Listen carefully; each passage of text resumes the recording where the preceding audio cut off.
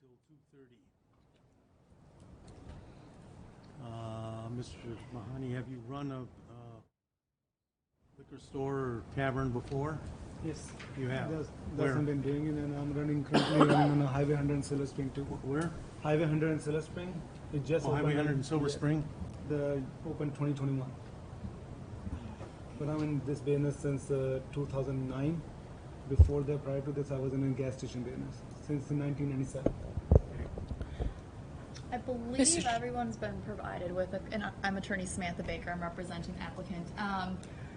I believe everyone's been provided with a copy of the business plan for both items 30 and 31, but if you haven't, we But do late have printed today. copies. Okay, if you would like printed copies, we do have it. It does have Mr. Manhani's experience as well. I would like one, please. Just pass them down. One of each. There's two copies. I got an email. So you can. Thank you. Tracy? Oh, we'll have to share. But it was late today. There you go. So, if you would please explain the operation and what you intend to do there. And I might as well preface, this applicant is also applying for a license at 7235 West National. So the same question is going to apply for both places, but we're going to act on them separately because they're two separate licenses. Okay? And there's a little difference between the both properties too. Yes. Okay. So if you want to explain, let's talk about the Highway 100 location first. So I'll start and then you can fill in. Okay. So for the Highway 100 location, Mr. Manhani actually does have that property under contract. Could you use the microphone, please? The microphone doesn't amplify. It doesn't at all. amplify. Yeah, you won't hear. I'll speak up. But this is recorded and it'll be on YouTube. Okay. So do use the microphone. Okay, Please. thank you. So for the Highway 100 property, Mr. Manhani does have that under contract currently, and we are set to close before year's end, conditioned upon approval of the license tonight. For that location, Mr. Manhani is envisioning something a little bit more than just your average liquor store. Right now, he's taken the current liquor store that he operates on Lovers Lane, North Lovers Lane, and created something that is a little bit different. It's akin to a Total Wine, but not Total Wine. But that's the idea that he's trying to develop here. A place where somebody can go for something a little bit more unique, something that maybe they can't find at Pick and Save or their other grocery store or local convenience store. Something that, it has been shipped from, a different country and things like that. And the reason for the difference between the two locations, for 108th Street, he's envisioning something where, it's going to have two separate entrances, but they're going to be combined. On the one entrance, he'll have the liquor store, and on the other entrance, he'll have this bar tasting room. During hours where liquor and alcohol can be sold legally for off-premises consumption before 9 p.m., individuals will be able to, purchase for off-premise consumption, but they will also be able to go to the tasting room to do samples, and there'll be, I believe, beer taps and things of that nature, wine that they can have by the glass. So it would be something that, not necessarily a bar, but more of a place where people can go to, sample different wines and offerings that they also sell at the store. The location at 7235 West National Avenue will be similar, but it won't have that bar tasting room aspect. However, they are still going to offer tasting options that are a little bit more than what a Class A license would allow per law, and that's why there is a Class B application for that location as well. And I should mention that the National Avenue property has been purchased by Mr. Manhani. He closed in October of this year. Now, you indicate on 108th Street it's going to be two separate entrances, and the bar is basically for tasting, but you're asking to be open till 2:30, so you're expecting walk-in traffic at the bar that's going to be not necessarily tasting liquor from the liquor store, but ordering drinks at the bar and Correct. That's correct. Mr. Manhani has some plans as it relates to that. He's working through that, and it's presented out in the business plan as well. He'd like to try to make that a members-only sort of club, but we're working through some of the logistics of how that might work. The idea is, I don't know if you're familiar with breweries or wine clubs, but the idea is that you would have to purchase a membership to be able to access that bar tasting room once the liquor store part is closed. More like a bourbon lounge, whiskey bourbon lounge, so that kind of things. And then during the store open, like liquor stores, like 8 to 9 o'clock. So 8 to 9 o'clock can be accessible both sides. Can we go to the lounge? It's going to be basically glass wall between the lounge and the liquor store, all the way through.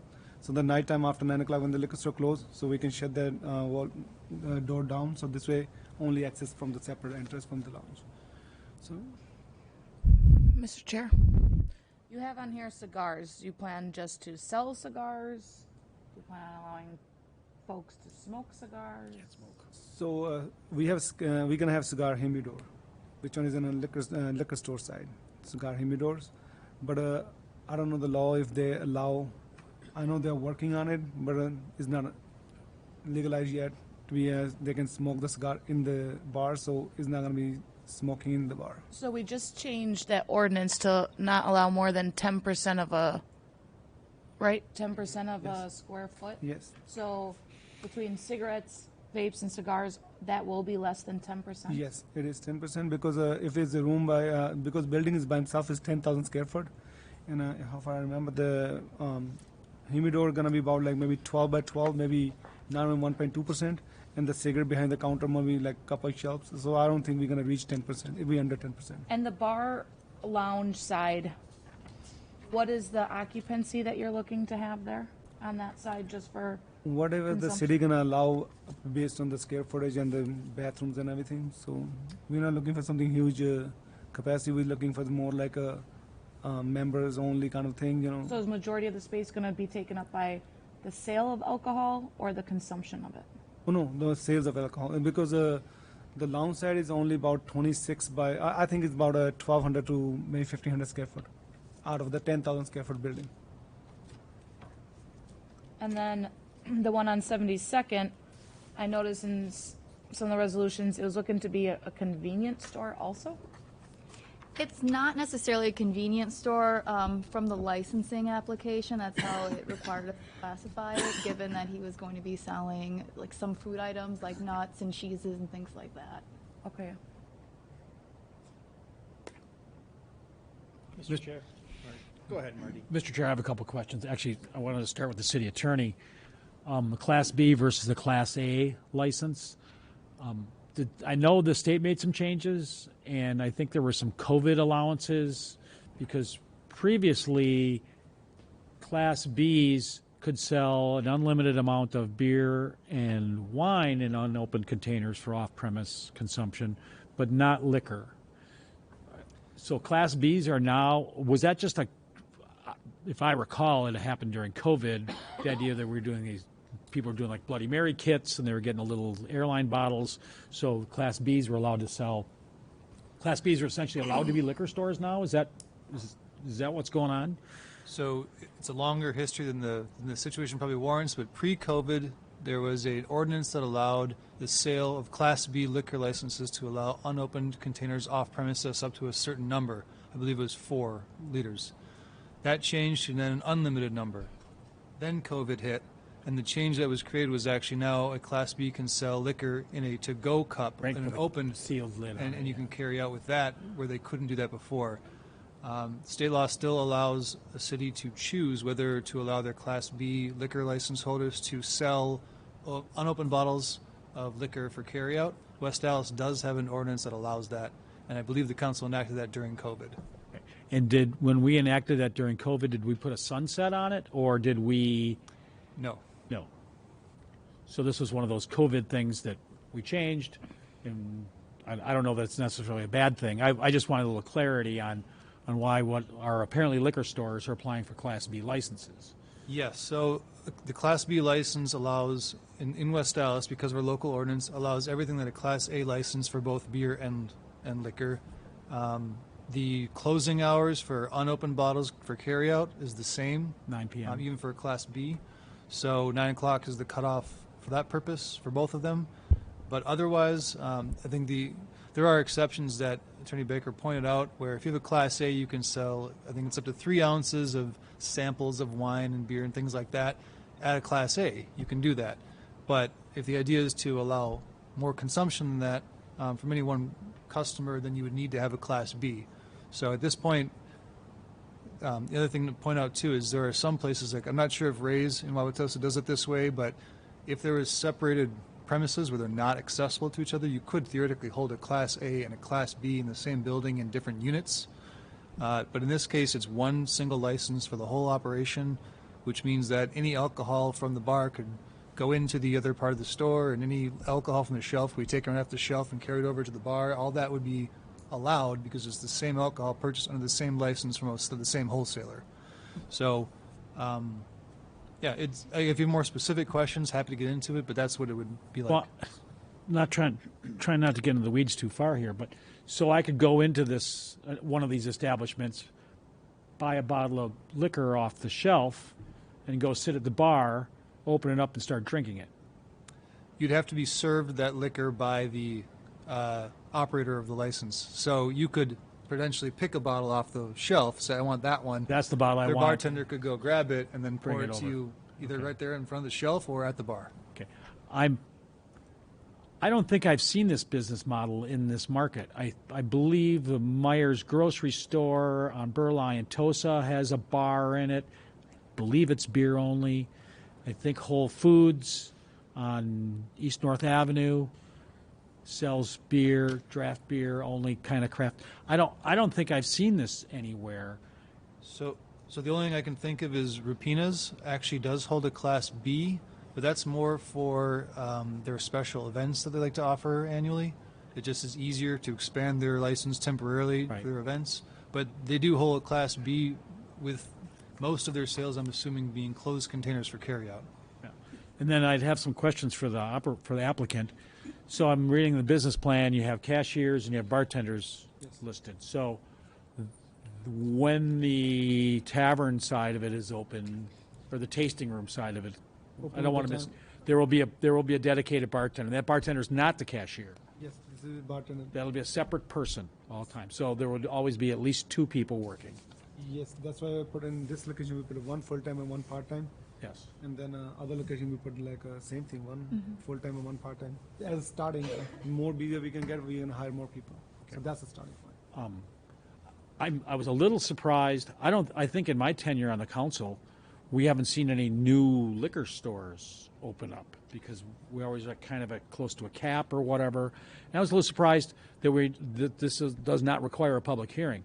So the neighbors, and Highway 100 in Greenfield's a different neighborhood. You and we spoke on the phone about this. Is a different neighborhood than 73rd and National. I know there's going to be some neighbors in the neighborhood upset there that what is really a liquor store, with a tavern capability, and the way you're describing it, it's not going to be, a shot in a beer place. Imagine it'll be open for Packer games, right? You're going to be doing Packer, but I think if you're going to run your business the way you describe it here, I think people would be happy, but there's going to be some pushback from the neighbors about how could you let this happen without telling us or we like to get input from our residents and that people that are affected, the homeowner, there's across the alley, there's a house that somebody lives in and owns, and there's going to be some concern about that. So, like I said, I was a little surprised that this does not require a public hearing. So, And I just want to clarify one more thing about the bar. The bar is actually why I'm doing the bar thing. If there's any bourbon, like people over here, obviously I didn't know that there are limited or very rare bourbons out there. Which one the people buy and sell in a secondary market? Which one people goes around and whenever it comes out? That's illegal. That's illegal. So what we do, we don't sell that. That's why we have raffle system in our store. But I want to take it next one step further.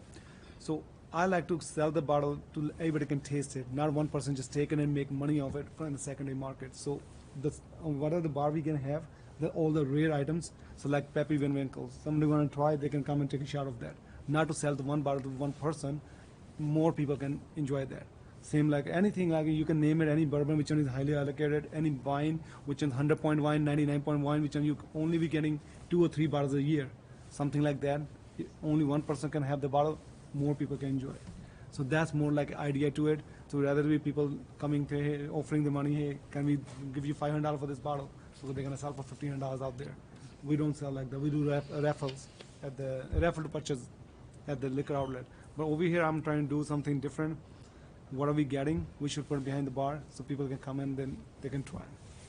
And then another question about your experience. So all of your experience is essentially an off-premise, either the gas station, convenience store model, or liquor store. No, we do have a bar too. We used to have a bar at the Wind Lake on the south side, on 20th and Wind Lake. Okay, but that was just a straight-up bar, though. Yeah, just as tavern, Okay. and still tavern there. And then we have in other state, my family, not me, involved in there, but I'm silent partner in there. That's in a quad graphic in Moline City, in Illinois. Okay, it's not silent anymore.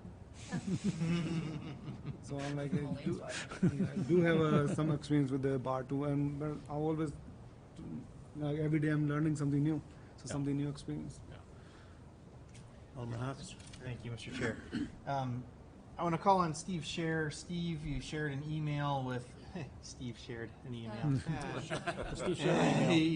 With some of us council members on the zoning issue, and we have our new zoning code, which I think a lot of us are still getting used to.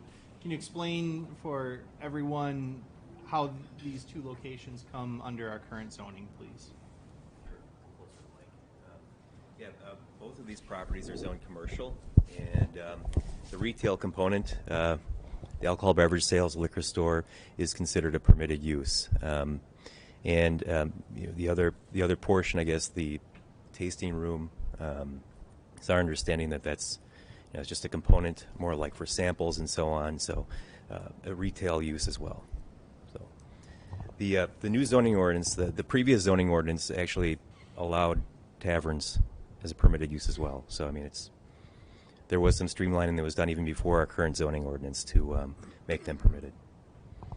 Okay, and that's what Alderman Weigel had referenced, how there's no need for a public hearing on this because it's a permitted use, and and then going to the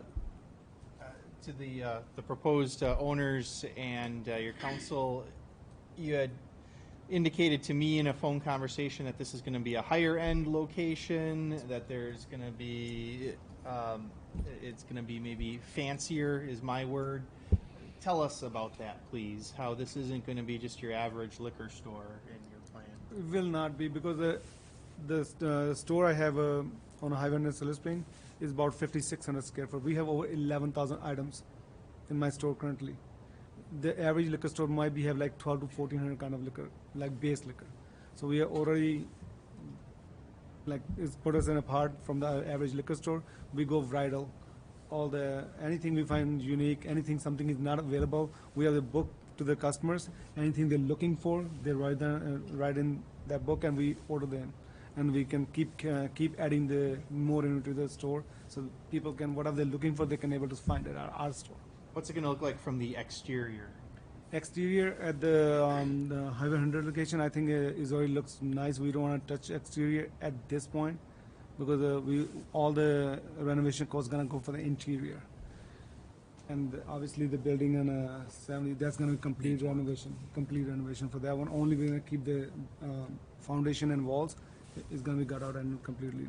The way I think I send you the before and after pictures for the Highway 100, I think. For the silver or the north side location. Yeah. Right. So right. that's gonna be basically replica of that building to the 72nd and National. And you're talking about like an ornamental signage or sign. Is that still part of the plan for the Highway 100 location? The signage is going to be different, obviously, because that's called the liquor outlet.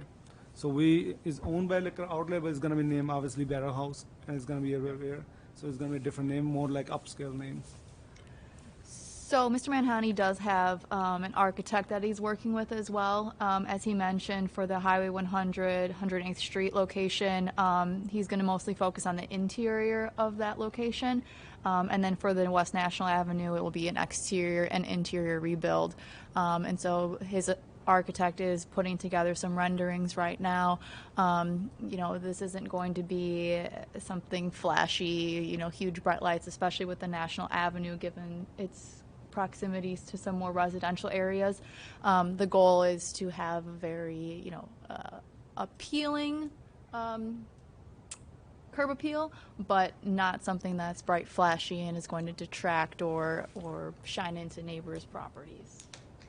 It's gonna be a little bit decoration for the outside. We're gonna give a theme to the Barrel House. Obviously, barrels might be where the car parking poles is gonna be barrels. House on the rear. To the lighting of the side of the buildings, maybe half barrel.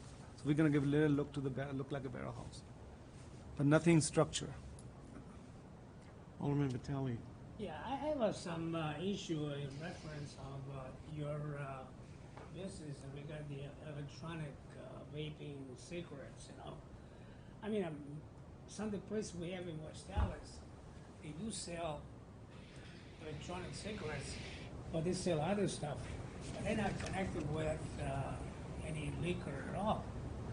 So as far as I know, there's one on Beloit Road, doesn't have no liquor to sell vaping cigarettes, because the way I look at it, you will attract in your establishment more younger people, to be 18, 19, 20 years old. They come in with a guy who's 21 years old, and they still be able to acquire cigarettes, and maybe eventually, if the person on duty probably doesn't check for the ID, so it seems like you will bring more of the people under 21 years old in your establishment.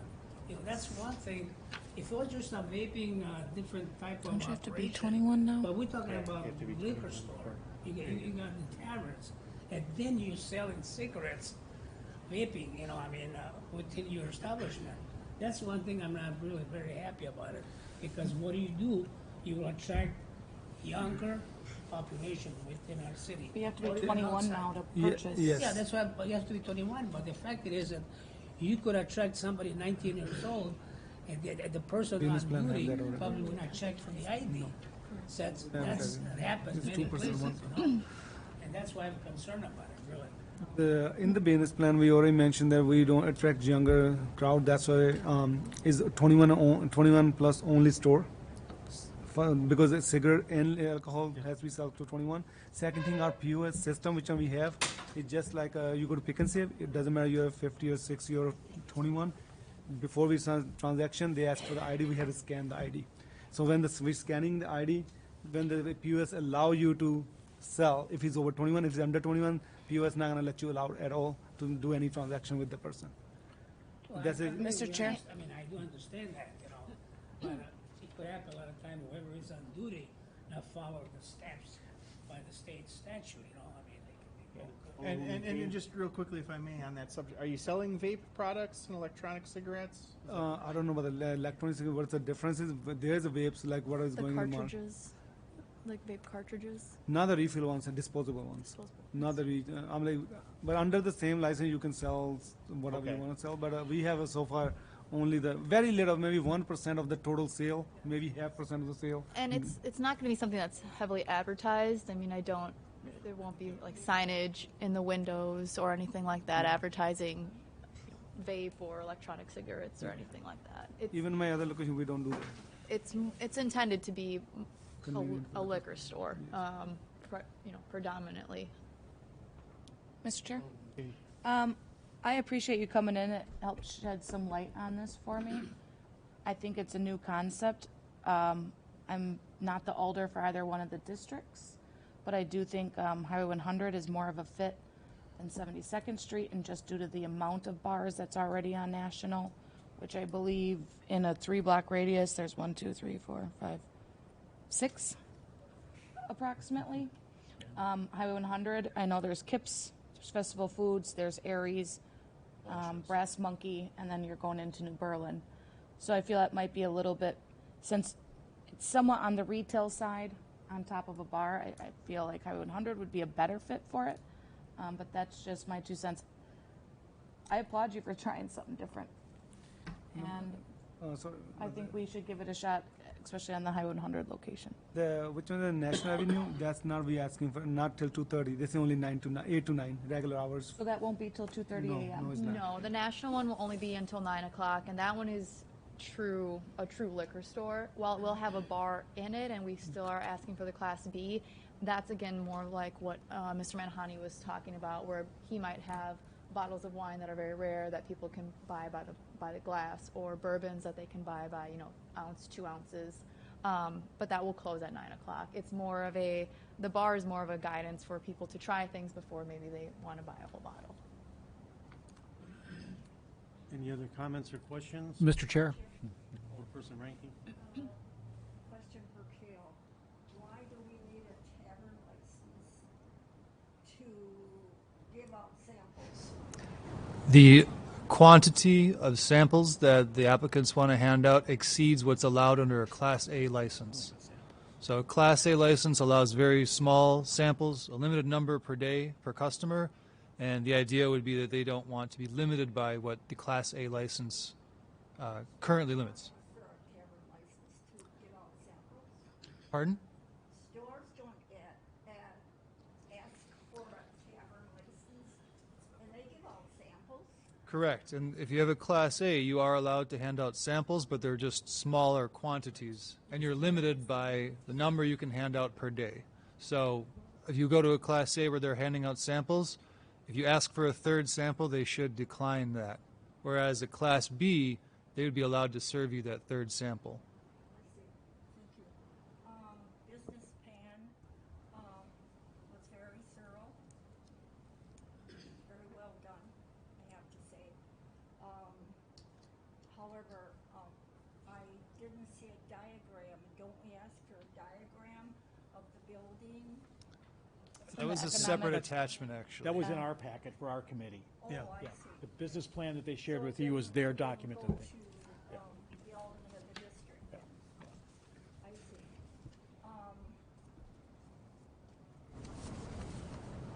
There's several businesses that sell liquor. There's several businesses that sell wine. Gas stations are there. Taverns are there in those the gas area, station ones, obviously. Festival Foods, the stores are selling liquor as well. Do we need another liquor store? That's up to basically our council.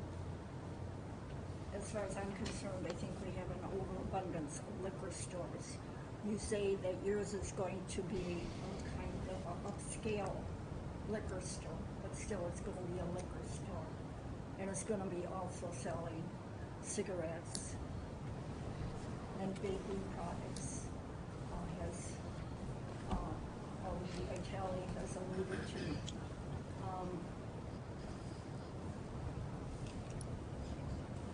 I tried very hard to be careful of the businesses that we are encouraging to locate in Highway 100. We have a vision that we want to change some of Highway 100. I don't know if a liquor store is what we're looking for in that area. Upscale, it sounds very, very interesting, a new concept, promising. However, do we need another liquor store?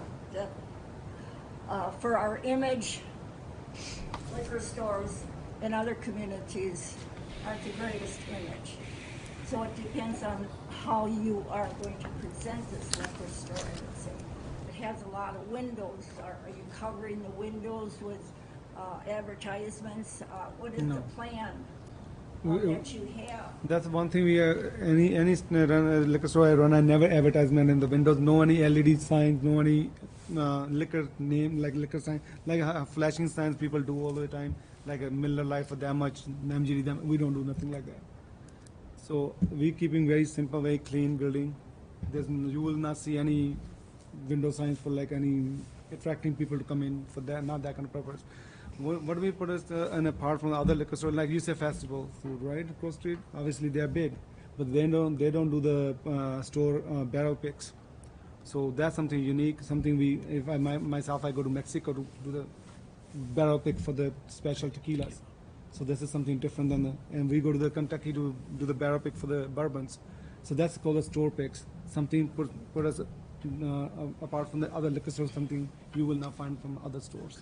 So we going after unique items. We going out of this fine wine, which one is a 99 point or 100 points wine. Usually you're gonna see like 89, 90, 92, but you will not find 95 to 96 or 99. In my store, we have wines which one is 100 points. Which one we hardly can get like maybe 4 to 6 bottles a year. As a store, we can order like a truckload. Or we can order like 10 cases. That's something. They're limited. They only can give you 3 bottles. They can give you 4 bottles. That kind of stuff. So something put us apart from the other stores. Something rare. Mr. Chair, Alderman Weigel. back to seven. That's where the image was, obviously. Image will be very clear. I'm like, there's nothing to the windows. You will not have. I'm like, I've been doing for more than liquor store business alone since 2009. So about 14 years. City of Milwaukee, not even one complaint, and never have to go for another common council to get my license. My license comes in the mail. Not even one complaint in city for cleaning. Not parking lot is not clean or anything like that. There's never have no any complaint record. I mean, you guys can open my record to the City of Milwaukee too. And there's never been complaint the way we run our business. There will not be a complaint. Thank you. Mr. Alderman Chair. Weigel. I understand on the National Avenue, you're buying the house next door? We did already. You bought the house next door and you're going to tear it down to Turn the to add parking that lot. parking lot in? Parking lot. And how many parking spaces? That can be depend on the architect to Okay. how many parking. I think we're looking for like 25 plus parking spots. I'm not a fan of tearing down homes for parking lots, just so you know. That's okay, Marty. This would be an improvement. And then I lived on that corner for 9 years. It wasn't terrible. house next time we purchased is not that. No, it wasn't. I know that little one set way back. It's not a great house. One- I understand. I know that. one That little bedroom one house. set way back. Yeah. So it's just giving some. So the neighbors don't have no problem. So when they say, "Oh, this liquor store open," now they're taking our parking to be parked. The street parking. Street parking. Yeah. So we just Yeah. want to have our own parking. So we don't. I just don't know if everybody on the committee knew that you bought the house already. I knew you were talking about it, but you bought it. And you're gonna. We bought the There's a parcel parking lot. together, the house and the commercial property together. So we already have planned for it to have our own parking lot. Mr. Chair? Oh, are you finished? I'm done. Alderwoman Grisham. I just want to say, as a business owner on National Avenue, I will be your neighbor. I own a salon on 71st and National. And I know Alderwoman Keene had mentioned how many bars are in that area. I view that area more as an entertainment hub as of late, especially with the new businesses, especially with the new development. I can see in my own business, it's escalated quite a bit with a lot of new people in the area. I like your business model. I think it will cater to something that we don't see in that area, really have seen in the city. I would encourage more of the tastings versus the liquor store idea on the avenue, on National Avenue, to be quite honest with you. And that's just coming from the fact that I think rather than looking in these businesses that are bars competing with one another, they complement one another because it's more of an area where it's more vibrant and walkable and people are going to want to experience these different businesses. So I don't think it's the run-of-the-mill, you're going to have, Thursday karaoke night. I know I can see what you're looking at for your vision. So I would be very supportive of that, always keeping in mind neighbors and whatnot. But Marty, I think with the houses, there's a few that need to come down. So I think that's a really great investment. I'm just being honest. So that's all. I just wanted to make a statement more than anything. Okay, let's take these one at a time. Item 30, which is the 108th Street location. Motion to approve. Second. It's been moved and seconded for approval. Any further discussion? All in favor? Aye. Opposed? Carried. And we'll move on to the 72nd Street location, item 31. Motion to approve. You want to limit the hours to 9 o'clock, 9 p.m.? What's stated in the applicant? I want to make sure. Yep. 9 p.m. 9 p.m. closing. Okay, it's been moved and seconded. The applicant asserted that there would be no window signage. We get that in writing? Sure. Well, we can make it part of the application here. Mr. Chair? Yes. Just, one was already approved, this one's now being considered. I would just add that if you are going to impose any conditions, make it clear within the motion that the business is to be operated consistent in the manner presented within the business plan. If you do that, then any changes would have to come back before the council. So, now, when you say business plan, do you mean that this document that he shared with us today? The plan, as well as the layout, all the details presented to the I understand council. The application has a plan that everybody has. Yep. This that he shared with us today is above and beyond what's typically in our, and I don't think it said no window signage in the plan. I don't think that made it into the plan, in a writing. 'Cause that's, you know, we have a lot of stores, liquor stores, that be the ones that stretch the limits on what we allow for signage. So Let's motion to have both. approve as the business plan with the operating hours and limit the No window signage. no window signage. Okay? Well, he'd have no window signage advertising. Advertising. He'd have a sign in the window name, the name of the business. Open, close, As the whatever. layout Yeah, allows. right, yeah. But none of those, So no Yeah. alcohol Yeah. advertisement Right. signage. No advertising all that signage. stuff the brewery distributor prints for him and hands out. Is there a second? And I second that. Any further discussion? All in favor? Aye. Opposed? Carried. Okay, thank you. Thank you. Good luck. Next, we move on item 32, which is a proposed ordinance to create event space and theater as accessory use in all districts. So this is a discussion item only. Well, it's whatever we want it to be. The ordinance is before us. Mr. Chair? You know, would this require a public hearing? Yes. So the council's options tonight are, if you're going to take any action, my recommendation would be to kill it refer to the planning or- commission. Or call for a public hearing, correct? If you refer to the planning commission, that will kickstart the whole process to get the public hearing going as well. But that would be the outcome today is if you're going to take action on it, refer to the planning commission. Alderman Weigel. Distinct possibility that I won't be here when this comes back to this committee. I just wanted to share my thoughts on this, because I went to and by all the social media comments you see, people seem to love it. I was there on Saturday night, it was the last Saturday night. It was cold and kind of misty. They were very busy. The neighborhood was very well parked up. I wonder why there's so much domestic I violence. did notice at least 3 cars parked illegally. 2 were too close to the corners, and one was blocking the fire hydrant.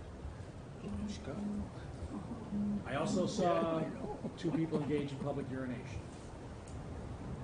So I'm not blaming the people who have this particular event, but when you have this kind, you attract this many people, and when they're standing in line in the cold, I mean, one of the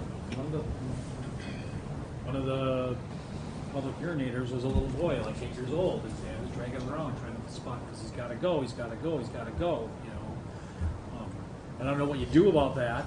If you know, as far as the parking violations, it was so parked up that nobody was speeding through the neighborhood because it was a little bit of that. You had to let the other cars go by. So that I don't think that was terrible. But I think those are things that we need to be taken into consideration. Did you receive a copy of planning department's analysis and code enforcement's analysis and engineering's? No. Well, code enforcement, yeah, well, that's some of the same issues that code enforcement is bringing up. Who determines if the proceeds are actually being given to a charitable organization? Any structures used, either temporary or permanent, would be considered commercial buildings and be required to comply with all the commercial building codes and fire codes. There's no limitations on occupancy load or capacity. There's no provisions for bathroom facilities. And should the operators be required to carry a rider for liability purposes? I mean, these are all valid questions that aren't being addressed, and I'll be honest with you, I would not be in favor of supporting anything like this in a residential area. People in commercial districts can already do it, it's not an issue, but I really think in residential areas, anybody that will want assume that liability of something happening is really not using their heads too well, I'll be honest with you. Because that is just, somebody falls, somebody trips, somebody gets hurt, and like you said, urinating, a staircase collapses, porch collapses. We did have one in the second district years ago, and it was between building inspection and the fire department. I mean, they let it run that year. It started out just their friends in their backyard in their basement, and got bigger and bigger, and then they invited the public, and eventually that thing got shut down. It'd be nice if we could find a way for this to work out. And I'll be honest with you, I've lived in a commercial district for most of my adult life, and I'm moving to a residential neighborhood, and I'm looking forward to living in a residential neighborhood, and Yeah. I would not want what I saw there. Alderman Weigel, I totally agree with you. That's why people live in residential areas. They want the peace and quiet. They don't want activities such as this going on. That belongs in a commercial district, and you want to run a business, whether it's for-profit or not-for-profit, that's great in a commercial area, not in a residential area. Alderman Rhodes. Mr. Chair, it was brought up early in this process, I think like the first week of October when this was going on, that our development department was going to look for a commercial site for them. Are you still doing, I'm looking at Patrick now, are you still looking into sites for these people, or was that just? We haven't actively looked for anything at this point. I mean, it's hard to. Oh, I'm sorry.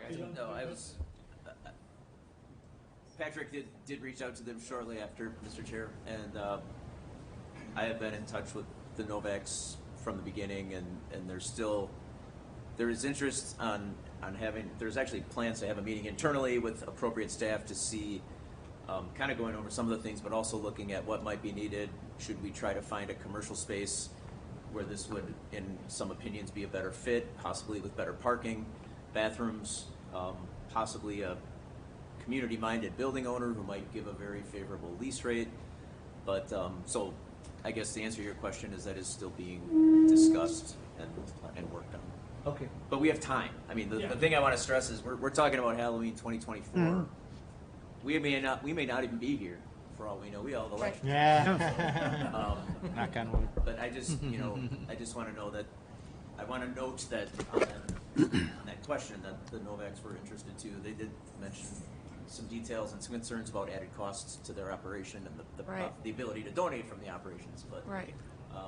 You also have to be concerned about the people that are going into the facilities and out there, and that's a major concern of mine. I mean, if this is going to be done, it's got to be done correctly, it's got to be done according to building codes, safety codes, fire codes, or we should not be allowing people to go into places like that. Right. Mr. Chair, Alderman Stefanski. have you gone there? No. Okay, I must have missed you because I was there last night as well, and it was like you said, it was misting out. Good crowd. I did not see what you saw. I saw it being. As a customer, I went to see, and I stood on the corner for 15, 20 minutes. Yeah, I just went there to observe. I didn't go through it. Yeah, I was getting cold. I've been there in the past, and my family goes there just about every year for it. And it was being run very well. There's nobody going in anybody's houses. The road was, cordoned off, or the sidewalk was cordoned off very well, and it was being kept orderly. In fact, I parked one house away when I pulled up, so it was pretty convenient, going. But if we look into this, you talk about in residential area, Candy Cane Lane does some of the same exact things that are going on at Novak Manor. There are theater stuff that goes on at Candy Cane Lane. So if we start looking at this and we can't do this, well, then we technically can't do Candy Cane Lane either. So it affects that as well. Mr. Chair. I think there's been a different opinion from the attorney's office regarding that. He said anything theater when I talked to him, and there are theater acts that happen on Candy Cane Lane. I think the last time, Gil, you had indicated that since it was occurring on the public right-of-way, that those activities were okay at Candy Cane Lane, that they were not being done on private property. So the Candy Cane Lane event should all be taking place in right-of-way. If anything's happening on private property, I just wasn't aware of it. I've never had a complaint on it. I actually wasn't aware of Novak Manor until this year, until there was a complaint made about it. So, you know, if I get something specific, I will look into it, but Candy Cane Lane should be taking place entirely in the right-of-way. I'll share a picture with you. It's Santa and Mrs. Santa on a driveway, in their driveway, with chairs, and people are coming up and taking pictures with them. Yeah, so the recommendation should be that if someone wants to take pictures with things during Candy Cane Lane, they should move the display closer to the right-of-way so people can stand on the sidewalk and take pictures. Which, a Halloween operation can do the same thing. If it's a decoration thing where people just come by on the sidewalk to see decorations, nothing wrong with that. That's just part of life. So, nothing with the zoning code would impact that.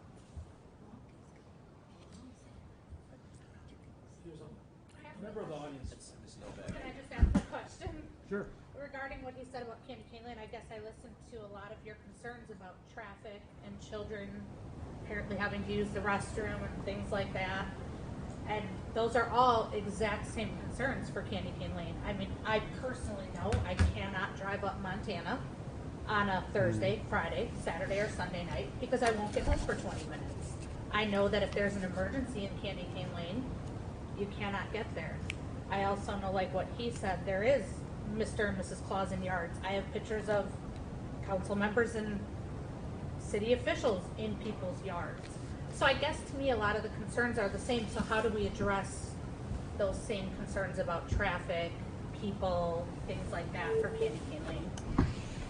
I think the concerns are more that folks are walking through the property, whereas Candy Cane Lane, it was just stated, they shouldn't be going on people's property to take pictures. So, and that's what part of this is going to rectify. So now if they are, call it in. Yeah, you know, call it in. Make sure to do that because what is good for one should be good for all. I guess I agree, but then I shouldn't have pictures of city officials in But then yards. why are we getting such pushback for one when everyone is, Candy Cane Lane, 125,000 people. We saw 15,000 people, and we're just this tiny little house. Right. You have this. Because majority are driving. This is a committee Right. meeting. This isn't a time for back and forth. Is there any other questions or comments regarding this? You're going to send it to the Plan Commission then? I would recommend we place it on file. Okay. Is there a motion to place it on file? Second? All in favor? Aye. Opposed?